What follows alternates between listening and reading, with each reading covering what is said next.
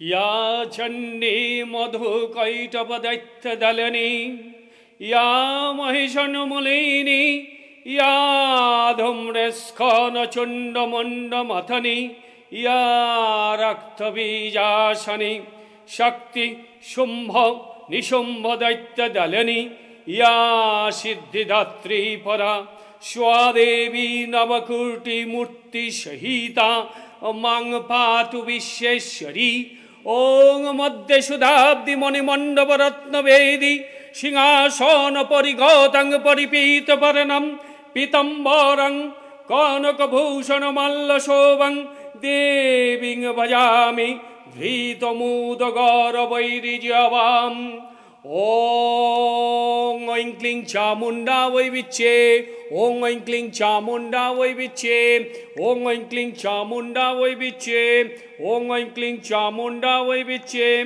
ओं ऐं क्लीं चामुण्डा वै विच्चे ओं ऐं क्लीं चामुण्डा वै विच्चे। नमस्कार सकलके आमार सान्ध्यकालीन प्रীতি शुभेच्छा अभिनंदन जानिए आजकेर विश्व भीगुर लाइव अनुष्ठान शुरू होच्छे। आजके जेटा लाइवे आमी बोलते जाबो सेटा होच्छे विगत गत शनिवार दिन आमी मारक भाव निये आपनादेर सामने उपस्थापना करेছি, किन्तु मारक भावटा सम्पूर्ण हयनि। मारक भाव, कारक भाव एवं नवांश चक्र यदि सम्भव हय आमी आज के दग्ध ग्रह निয়েও बोलबो, माने कम्बास्ट ग्रह। कम्बास्ट ग्रह रबिर काछाकाछि कत डिग्रीते कोन ग्रह एले सेई ग्रह की फल दीते पारे, it is very important for every chart. तो आज के आमी जेटा प्रथम शुरू करछि सेटा होच्छे नवांश चक्र। तो नवांश चक्र इन जेनारेलि साधारण भावे प्रत्येके विचार करें। এই নবাংশ চক্র এবং হচ্ছে রাশি চক্র বা জাত চক্র বা লগ্ন চার্ট আপনি যেটাই বলুন না কেন সব সময় লগ্ন চার্টের নবম ভাব থেকে বিচার হবে। লগ্ন চার্টের নবম ভাব যদি বিচার করে আমি দেখতে পাই লগ্ন চার্টের নবম ভাবে চর রাশি বসে আছে। লগ্ন ভাবের नवम भाव लग्न चार्टेर नवम भाव यदि चर राशिते बसे थाके सेटा होच्छे देव नवांश। आमादेर এই যে চারটে চর রাশি আছে এই চারটে চর রাশিকে বলা হয় দেব নবাংশ, আর দ্বৈত রাশিগুলোকে বলা হচ্ছে রাক্ষস নবাংশ। এবার चर द्वैत एबार गেল स्थिर राशि, और स्थिर राशिते यदि नवांश बसे थाके सेक्षेत्रे जातक किंबा जातिका किन्तु अधम फल पाबे, माने शुभ फल प्राप्त होबे ना। सेई छक थेके कखनो शुभ फल जातक पाबे ना। एबार आमी जेटा आपनादेर सामने उपस्थापना करब सेटा खूब गुरुत्वपूर्ण। नवांश चार्ट विचार करबार समय जात चक्र विचारे नवम भाव यदि देखी खूब शुभभावे अवस्थान करछे, किन्तु नवांश चार्टे सेई नवम भाव सठिक जायगाय नेই, सेक्षेत्रे किन्तु जातक शुभ फल पाबे ना। यदिओ एटा देव नवांशे पड़े, धरुन आमी धरे निलाम सिंह लग्न कोनो जातक किंबा जातिकार, तो सिंह लग्न होले नवम भाव पड़ছে मेष राशिते, ताई मेष राशि होच्छे चर राशि। एबार এই চর রাশি মানে দেব নবাংশ। এই নবম ভাবে লগ্ন ভাবে বা জাত চক্রে দেখতে পাচ্ছি দেব নবাংশে পড়েছে, কিন্তু নবাংশ চার্ট নবম ভাবে গিয়ে দেখছি সে কিন্তু অশুভভাবে অবস্থান করছে। তার মানে সেই জাতক কিন্তু উৎকৃষ্ট ফল পাবে না। ছকের যেটা মেইন ভালো শুভত্ব সেই শুভত্ব জাতক বা জাতিকা ভোগ করতে পারবে না। এটা গেল প্রথম পয়েন্ট। এবার যেটা দ্বিতীয় পয়েন্ট হচ্ছে ধরুন লগ্ন ভাবে কোনো গ্রহ নেই, কিন্তু নবাংশ লগ্নে কোনো গ্রহ নেই, নবমে কোনো গ্রহ নেই, কিন্তু নবাংশে লগ্ন ভাবে এবং নবমে গ্রহ আছে, সেক্ষেত্রে জাতক কিন্তু ভালো শুভ ফল পাবে। সেই গ্রহের দশা, অন্তর্দশা অথবা প্রত্যন্তর দশায়। এটা কিন্তু গ্যারান্টেড ফল। এই নবাংশ বিচার না হলে কোনো ছক সঠিকভাবে বিচার হলো না। ন্যাটাল চার্ট মানে যেটাকে জাত চক্র বলা হয়, এই জাত চক্র থেকে শুধু বিচার করে কোনো জাতকের লাইফের কোনো অংশ, কোনো সাবজেক্ট, কোনো বিষয় বলা উচিত নয়। সেটা হবে চরম মূর্খামি, এবং এগুলো হচ্ছে ভুল প্রেডিকশন হিসাবে জ্যোতিষে বলা আছে। শ্রী জৈমিনী বলেছে, শ্রী জৈমিনী সাহেব বলেছেন, পরাশর সাহেব বলেছেন, বরাহমিহিরও বলেছেন, এই সমস্ত ঋষিরা বলে দিয়েছেন নবাংশ হচ্ছে একটা জাতকের বাড়ির ভিত, দশমাংশ হচ্ছে একটা বাড়ির ভিত। ক্যারিয়ারের ক্ষেত্রে দশমাংশ বিচার যদি আমি না করি, সেই ক্যারিয়ারটা বিচার যেমন হয় না, ঠিক তেমনি দাম্পত্য জীবন বিচার করতে গেলেই সঙ্গে সঙ্গে লগ্ন চার্টের সাথে আপনার নবাংশ চার্টের বিচার করতে হবে সর্বাগ্রে, সবার আগে। এই গেল 2 নম্বর পয়েন্ট। 3 নম্বর পয়েন্ট, এইবার লগ্নভাবের অধিপতি, লগ্নভাবের অধিপতি ভাগ্যভাবে, ধরুন ভাগ্যভাবে আপনার লগ্নে কেন্দ্রে, লগ্নের কেন্দ্রে এবং কোণে, মানে 4, 7, 10 লগ্ন, লগ্ন চতুর্থ, সপ্তম, দশম, এবং কোণ হচ্ছে পঞ্চম, নবম, যেটাকে কারক বলা হয়, কারক ভাব বলা হয়। লগ্ন পঞ্চম, নবম, এখানে লগ্ন চার্টে দেখাচ্ছে শুভ গ্রহরা বসে আছে, কিন্তু নবাংশ চক্রে দেখাচ্ছে কেন্দ্রে কোণে ওই গ্রহগুলো নেই। সেক্ষেত্রে কিন্তু জাতক শুভ ফল লাভ করতে পারবে না। এটা গেল 3 নম্বর পয়েন্ট। 4 নম্বর আরও একটি ভালো গুরুত্বপূর্ণ পয়েন্ট আছে, সেটা হচ্ছে নবাংশ চক্রে এবং নবাংশ চক্রে এবং জাত চক্রে যদি কোনো গ্রহ সেম জায়গায় বসে আছে, ধরুন আমি ধরে নিলাম যে কোনো লগ্নের ক্ষেত্রে বৃহস্পতি বসে আছে উচ্চস্থ হয়ে, নবাংশেও যদি বৃহস্পতি স্বনবাংশে থাকে, স্বনবাংশে, স্বমিত্রে, স্বগৃহে, মিত্রাংশে, মিত্রভাবে থাকে, সেক্ষেত্রে কিন্তু বর্গোত্তম গ্রহ হয়ে যাবে বৃহস্পতি। ধরুন কর্কট লগ্ন, বৃহস্পতি বসে আছে, কর্কট লগ্নে বৃহস্পতি জাতচক্রে বসে আছে, কিন্তু নবাংশ চক্রে দেখা যাচ্ছে বৃহস্পতি কিন্তু সেইখানেই বসে আছে। সেক্ষেত্রে কিন্তু জাতকের বৃহস্পতি বর্গোত্তম গ্রহ হলো। এই বৃহস্পতির দশা, অন্তর্দশা, প্রত্যন্তর দশায় জাতক দারুণ ফল পাবে, উৎকৃষ্ট, সর্বোৎকৃষ্ট ফল পাবে। কারণ এই ভাবটা কী ভাব হলো? চর রাশিগত হলো। এই চর রাশিগত মানেই হচ্ছে দেব নবাংশ, আর দ্বৈত রাশি মানেই হচ্ছে রাক্ষস নবাংশ, রাক্ষস নবাংশ। রাক্ষস নবাংশে কিন্তু জাতক অধম ফল পায়, কোনো শুভও পাবে না, অশুভও খুব একটা বেশি হয় না, অশুভটাই বেশি হয়। কিন্তু এখানে আমি ধরে নিলাম শুভ হবে না, অশুভটাই বেশি হবে। আর যদি সেটা স্থির রাশিতে অবস্থান করে, সেক্ষেত্রে সেটা কিন্তু মধ্যম ফল হবে, খুব ভালো ফল পাবে না। এটা গেল 2। 3 নম্বর গেল। এবার হচ্ছে 4 নম্বর পয়েন্ট, যেটা সেটা হচ্ছে লগ্ন চার্টের নবম ভাব, ধরুন 6, 6, 8, 12 দুস্থানের সাথে যুক্ত হয়ে বসে আছে। লগ্ন থেকে নবম ভাবের অধিপতি বা নবম ভাবে যদি কোনো শুভ গ্রহ, সে কিন্তু 6, 8, 12তে বসে আছে। এবার নবাংশে দেখতে হবে সেই গ্রহটি কি 6, 8, 12তে আছে। যদি 6, 8, 12তে না থাকে, সেক্ষেত্রে কিন্তু ভালো ফল দেবে, কিন্তু সেও যদি 6, 8, 12তে থাকে, সেক্ষেত্রে নবাংশও কিন্তু ভালো ফল দেবে না। যেহেতু দুস্থানগত হয়ে বসে আছে, সেই কারণে কিন্তু জাতকের নবাংশ এবং জাতচক্র দুটো বিচার করেই একজন অভিজ্ঞ জ্যোতিষীর পরামর্শ দেওয়া উচিত যে কোনো জাতক কিংবা জাতিকাকে। ওই আমতা করে বলা, না জেনে বলা, অল্প শিক্ষিত হয়ে বলা, এসবের কোনো গুরুত্ব নেই। এগুলো ভুল প্রেডিকশন, মিসম্যাচ, মিসগাইডিং করা, জাতককে মিসগাইডিং করে। জাতককে মিসগাইডিংয়ের ফলে তার জীবন অধঃপতনে চলে যায়। আমার হাতে এরকম প্রচুর লোক আছে, প্রচুর আমি ছক পেয়েছি, যে তাদের জীবনটা জ্যোতিষকে দেখাতে গিয়ে আরও সর্বনাশ করে দিয়েছে। তার মানে তার যে শিক্ষাগত যোগ্যতা, তার যে জ্যোতিষের প্রতি ভাষা জ্ঞান, 2-4টে বই পড়ে সে করলে কিন্তু সঠিক প্রেডিকশন হবে না।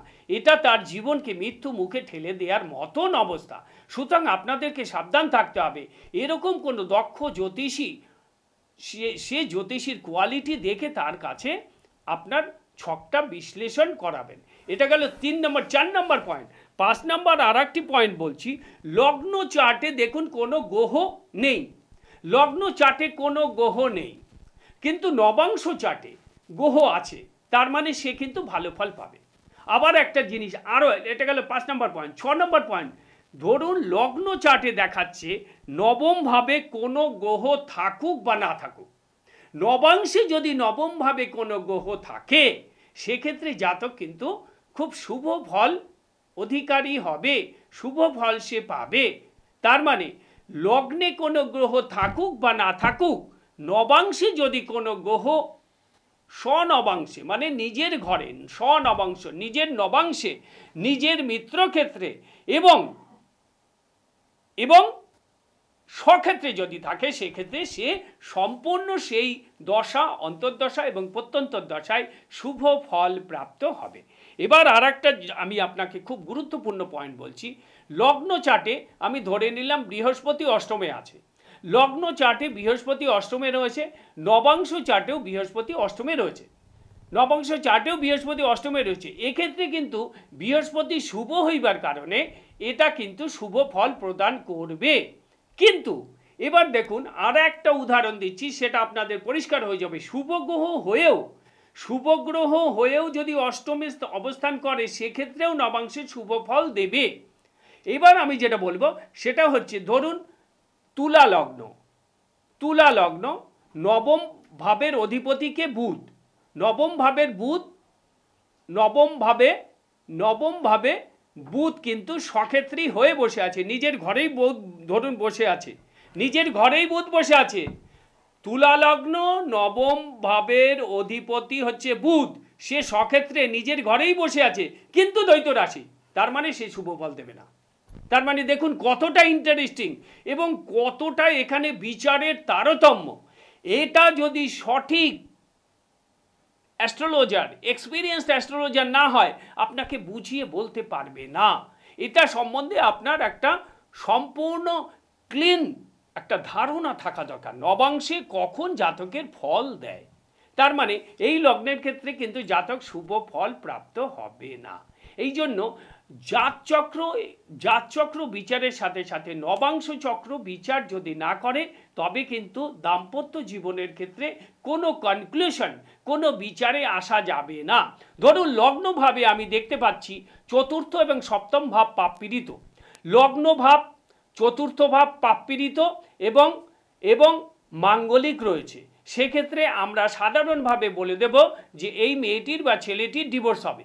কিন্তু আমি যদি নবাংশে দেখতে পাচ্ছি চতুর্থ ভাব এবং সপ্তম ভাব এই দুটোই শুভ গ্রহে শুভভাবে অবস্থান করছে নবাংশে, সেক্ষেত্রে কিন্তু জাতকের ডিভোর্স হবে না, তবে অশান্তির বাতাবরণ তৈরি হতে পারে, কিন্তু সেটাকে সঠিকভাবে প্রোটেকশন দিতে পারলে, সঠিকভাবে প্রোটেক্ট করতে পারলে, সেই স্থানটাকে প্রোটেক্ট করতে পারলে, সেই স্থানটাকে অভিজ্ঞ জ্যোতিষীর দ্বারা কোনো প্রতিকার করাতে পারলে, কোনো মন্ত্র, কোনো পুজো, কোনো জপ করাতে পারলে, কোনো হোম করাতে পারলে, সেক্ষেত্রে জাতকের কিন্তু শুভ ফল জাতক কিংবা জাতিকা পাবে।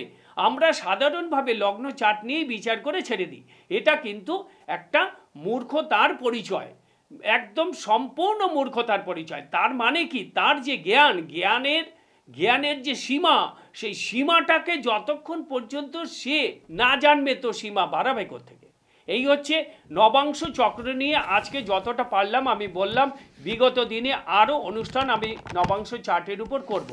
আজকে এখন আমি যেটা বলছি সেটা হচ্ছে, এর আগে আমি মারক নিয়ে আপনাদের সামনে কথা বলেছিলাম। মারক ভাব লগ্ন যদি চল লগ্ন হয়, স্থির লগ্ন হয় এবং দ্বৈত চল লগ্ন, স্থির লগ্ন এবং দ্ব্যর্থক রাশি যুক্ত হয়, সেক্ষেত্রে সব ক্ষেত্রেই কিন্তু আপনার মারক ভাব হচ্ছে 2 এবং 7, দ্বিতীয় ভাব এবং সপ্তম ভাব। এই দ্বিতীয় এবং সপ্তম ভাব হচ্ছে মারক ভাব। মারক ভাব ইকুয়াল টু দ্বিতীয় এবং সপ্তম ভাব। এইবার দেখতে হবে এই মারক ভাব দশা এবং অন্তর্দশা চলাকালীন জাতকের কিন্তু চরম কঠিন রোগে সে আক্রান্ত হতে পারে, মৃত্যু হতে পারে, তার কোনো দুর্ঘটনায় কোনো অস্ত্রোপচার হতে পারে, চরম শারীরিক সমস্যা হতে পারে, ডাক্তার ভুল ট্রিটমেন্ট করতে পারে। এইটা হচ্ছে সবচেয়ে বড় সমস্যাকর ব্যাপার। সেটা হচ্ছে মারক দশা এবং অন্তর্দশা যখন চলবে সেই জাতকের কিন্তু এই সমস্যাগুলো দেখা দেবে। এইবার প্রবল মারক ভাব কোনটাকে বলা হয়? মারক ভাব তো দ্বিতীয় এবং সপ্তম ভাব, এবং সব ক্ষেত্রেই চর, স্থির এবং দ্বৈত। এবার হচ্ছে প্রবল মারক ভাব, সেটা হচ্ছে দ্বিতীয়, ষষ্ঠ এবং অষ্টমপতি। দ্বিতীয়, ষষ্ঠ, অষ্টম এবং দ্বাদশপতি হচ্ছে প্রবল মারক ভাব। এবার আমি চলে যাচ্ছি কারক ভাব। কারক ভাব এই হচ্ছে মোটামুটি মারক ভাব। মারক ভাবের উপর একটা মানুষের কি হচ্ছে আয়ুটা বিচার করা যেতে পারে, এবং কোন সময় তার জীবনের শেষ পরিণতি হতে পারে, এবং কোন সময় তার দুর্ঘটনা করতে পারে, কোন সময় তার চরম ব্যাধিতে সে অ্যাট্রাক্ট হতে পারে, টু বি অ্যাট্রাক্ট। তো এবার হচ্ছে কারক ভাব। কারক ভাব কাকে বলে আমরা জানি, লগ্ন ভাব, পঞ্চম ভাব এবং নবম ভাব, এই ত্রিকোণকে বলা হয় কারক ভাব। লগ্ন, পঞ্চম এবং নবম ভাব, এই লগ্ন এবং পঞ্চম নবম ভাবকে কারক ভাব বলা সত্ত্বেও এক্ষেত্রে দেখুন মারক ভাব সব সময়, কারকপতি সব সময়, কারক ভাব ইন জেনারেলি কিন্তু শুভ ফল দেয়। কারক ভাবের অধিপতিরা, কারক গ্রহরা পঞ্চম, নবম এবং লগ্ন পঞ্চম নবম, এই যে ত্রিকোণ ভাব, এই কারক ভাবকে ত্রিকোণ ভাবেও অভিহিত করা হয়ে থাকে। এবার হচ্ছে যেটা মারকপতি যদি মারক ভাবে থাকে, মানে পঞ্চমপতি বা লগ্নপতি বা লগ্ন ভাব বা পঞ্চম ভাব বা নবম ভাব যদি মারকপতিও হয়, সেক্ষেত্রেও কিন্তু আপনার মারকত্ব দোষ নষ্ট হয়ে যাবে। তার মানে ভাবতে পারছেন কোথায় কারক ভাবের এত গুরুত্ব। কারক ভাবের অধিপতি যদি মারকত্ব প্রাপ্তও হয়, সেক্ষেত্রেও মারকত্ব দোষ নষ্ট হয়ে যায়। তার মানে কতটা গুরুত্বপূর্ণ। এইবার আমি চলে যাচ্ছি দগ্ধ গ্রহ। Very very very very important. প্রত্যেকটা চার্টে দগ্ধ গ্রহ হিসেবে রবির কাছাকাছি কোন কোন গ্রহগুলো, যেমন চন্দ্র, মঙ্গল, বৃহস্পতি, শুক্র, শনি, এই গ্রহগুলো কত ডিগ্রির মধ্যে এলে, রবির কত ডিগ্রির মধ্যে এলে, রবি থেকে কত ডিগ্রির মধ্যে অবস্থান করলে সে দগ্ধ হবে। দগ্ধ হওয়া মানে হচ্ছে কম্বাস্ট, ইংলিশে বলা হচ্ছে কম্বাস্ট, বাংলায় বলা হচ্ছে দগ্ধতা প্রাপ্ত হয়। তার মানে দগ্ধ মানে হচ্ছে পুড়ে ছাই হয়ে যাবে না, তার ক্ষমতাটা হ্রাস পাবে, কমে যাবে অটোমেটিক্যালি। সেই গ্রহের যে পাওয়ার, সেই পাওয়ারটা লেস হতে থাকবে। সেই জন্য দেখবেন অভিজ্ঞ জ্যোতিষীরা সব সময় দেখবেন গ্রহের কোন গ্রহটি কম্বাস্ট হয়েছে সেটা আগে দেখে নেয়। কম্বাস্ট গ্রহকে কি প্রতিকার করলে, কম্বাস্ট গ্রহ ধরুন বৃহস্পতি হয়েছে, রবি থেকে বৃহস্পতির কত ডিগ্রির মধ্যে থাকলে বৃহস্পতি কম্বাস্ট হয়ে যাবে, মানে পুড়ে ছারখার হয়ে যাবে না, মানে বৃহস্পতির গুণ হ্রাস পাবে। বৃহস্পতি যে আমাদের রাশিগত ফলাফল দেয়, বৃহস্পতির যে ফলাফল, গ্রহগত যে ফলাফল, রাশিগত যে ফলাফল, নক্ষত্রগত যে ফলাফল, সেই ফলাফলের তারতম্য ঘটবে। তার মানে ও একদম পুড়ে ছারখার হয়ে যাবে না, পুড়ে ছাই হয়ে যাবে না। অনেকে বলে পুড়ে ছাই হয়ে যাবে না, পুড়ে ছাই কিন্তু হবে না। দগ্ধ হয়ে যাওয়া মানে তার ক্ষমতা হ্রাস পেয়ে যাওয়া। যেখানে 30% ফল দেওয়ার কথা, সেখানে হয়তো 3% ফল দিতে পারবে। তার মানে তো শেষই হয়ে যাওয়া। এইবার যেটা বলছি, কত ডিগ্রির মধ্যে কোন গ্রহ থাকলে, রবির কত ডিগ্রির মধ্যে কে থাকলে সে দগ্ধপ্রাপ্ত হয়। যেমন মঙ্গল হচ্ছে 17 ডিগ্রির মধ্যে যদি অবস্থান করে, সেক্ষেত্রে মঙ্গল কম্বাস্ট হবে। চন্দ্র হচ্ছে 12 ডিগ্রির মধ্যে থাকলে চন্দ্র কম্বাস্ট হয়ে যাবে। মার্কারি হচ্ছে 14 ডিগ্রির মধ্যে থাকলে কম্বাস্ট হবে, বৃহস্পতি 11 ডিগ্রির মধ্যে থাকলে কম্বাস্ট হবে, ভেনাস 10 ডিগ্রির মধ্যে থাকলে কম্বাস্ট হবে, এবং স্যাটার্ন যদি 15 ডিগ্রির মধ্যে থাকে সেক্ষেত্রে কম্বাস্ট হবে। এই জন্য দেখবেন রবি এবং চন্দ্র যখন খুব কাছাকাছি চলে আসে তার মানে অমাবস্যা হয়। এই রবি এবং চন্দ্র যদি খুব কাছাকাছি চলে আসে সেক্ষেত্রে জাতকের মধ্যে মায়ের প্রভাবটা কিন্তু খুব বেশি পরিমাণে পাবে। জাতকের চন্দ্র যদি কম্বাস্ট হয় সেক্ষেত্রে মাতার প্রভাব জাতক কিংবা জাতিকার উপর খুব বেশি পরিমাণে পড়বে। মেন্টাল স্যাটিসফ্যাকশন জীবনে কোনোদিন পাবে না। মেন্টাল স্যাটিসফ্যাকশন বলে যে জিনিসটা সেটা সে কোনোদিন পাবে না। এটা গেল চন্দ্র যদি কম্বাস্ট হয়। এইবার মঙ্গল যদি কম্বাস্ট হয় সেক্ষেত্রে কি হতে পারে? জাতকের হঠকারিতা বুদ্ধি প্রাপ্ত হয়, ভুল ডিসিশন নেয়, চট করে ডিসিশন নিয়ে সে ঠকে, ভুল জায়গায় সে পদক্ষেপ ফেলে। মঙ্গল যদি কম্বাস্ট হয় সেক্ষেত্রে হঠকারিতা। প্রত্যেকটি গ্রহ যদি কম্বাস্ট হয়ে যায়, রবির এত ডিগ্রির মধ্যে যদি চলে আসে সেক্ষেত্রে সে কম্বাস্ট দগ্ধ হয়ে যাবে, সে কোনো কাজ করতে পারবে না, তার সব কাজেই এই রকম সমস্যাগুলো দেখা দেবে। এইবার বুধ যদি কম্বাস্ট হয় সেক্ষেত্রে কি হবে? বিবেচনা করবার তার শক্তি থাকে না, তার মানে he cannot take proper decision what he or she will do. সে কি করবে সেটা কিন্তু he cannot take decision properly because Budh is afflicted by Ravi. Budh যখন দগ্ধ হয়ে যাবে সেক্ষেত্রে বুধ, আমরা কিন্তু সবাই জানি রবির সবচেয়ে কাছাকাছি গ্রহ বুধ, সবাই কিন্তু জানে। তৎসত্ত্বেও বুধ যদি এত ডিগ্রির মধ্যে থাকে তবে সে কম্বাস্ট হবে। এবার আমি চলে আসছি বৃহস্পতি যদি কম্বাস্ট হয় তখন সেক্ষেত্রে কিন্তু সিদ্ধান্ত চরম ভুল হবে। কোনো দিন সে মানে he is not a decision maker, কোনো ডিসিশন নিতে সবসময় সে ভুল ডিসিশন নেবে, সিদ্ধান্ত নিতে ভকচকিয়ে যাবে, ভয় পাবে, টেনশন হবে, প্যানিক হবে, এইগুলো হতে পারে। No decision maker at all. এবার শুক্র যদি কম্বাস্ট হয় সেক্ষেত্রে কি হয়? রিলেশন স্টেবল হয়, প্রেম এবং ভালোবাসার ক্ষেত্রে খুব ভালো এফেক্ট হয়, দাম্পত্য জীবন খুব। শুক্র যদি কম্বাস্ট হয়, শুক্র কম্বাস্ট হলে কিন্তু ভালো ফল দিচ্ছে, যে কোনো রিলেশনের ক্ষেত্রে স্টেবল হবে, কিন্তু ভালোবাসার ক্ষেত্রে খুব এফেক্ট পড়ে। আর শনি যদি কম্বাস্ট হয় সেক্ষেত্রে ডিসিপ্লিনের অভাব হবে। তবে যদি পঞ্চম নবম ভাবের সাথে এসে কানেক্টেড হয় সেক্ষেত্রে পরিবর্তন হয়। এবার হচ্ছে সবচেয়ে বড় আর একটা ঘটনা, রবি এবং যে কোনো গ্রহের ডিগ্রি যদি খুব কম থাকে, 2 ডিগ্রি 3 ডিগ্রির মধ্যে থাকে সেক্ষেত্রে কিন্তু ফলের পরিবর্তন ঘটবে। সবাই ভালো থাকুন, আনন্দে থাকুন, সুস্থ থাকুন। সবাই ভালো থাকুন, আনন্দে থাকুন, সুস্থ থাকুন। সঠিক জ্যোতিষীর পরামর্শ নিন, জীবনে দাঁড়াবেন। জীবনে যে কোনো সমস্যার সমাধান একমাত্র সঠিক জ্যোতিষী করতে পারে। সঠিক জ্যোতিষী ছাড়া ভুলভাল জায়গায় গেলে সারা জীবন পয়সা নষ্ট হবে, অর্থদণ্ড হবে, মানসিকভাবে ভেঙে পড়বেন। এবং এই যে বেদের চক্ষুস্বরূপ অ্যাস্ট্রোলজি, এই অ্যাস্ট্রোলজির উপর আপনাদের বিরূপ ধারণা তৈরি হবে। এই ধারণাটাকে আপনাদের বদলাতে হবে। মানে অ্যাস্ট্রোলজি এমনই একটি সাবজেক্ট আপনার ভাগ্যকে ব্রাইট করতে পারে, প্রসপেক্ট দিতে পারে, আপনার জীবনে আনন্দ দিতে পারে, আপনার জ্ঞান দিতে পারে, বুদ্ধি দিতে পারে, ঐশ্বর্য দিতে পারে, ধন দিতে পারে, সব দিতে পারে। যাই হোক, ভালো থাকুন, আনন্দে থাকুন। নমস্কার। জয় জয় তারা, জয় তারা। ওং তারা वै विद्महे महग्रा वै धीमहि तन्नो देवी प्रचोदयात्। ओं तारा वै विद्महे महग्रा वै धीमहि तन्नो देवी प्रचोदयात्।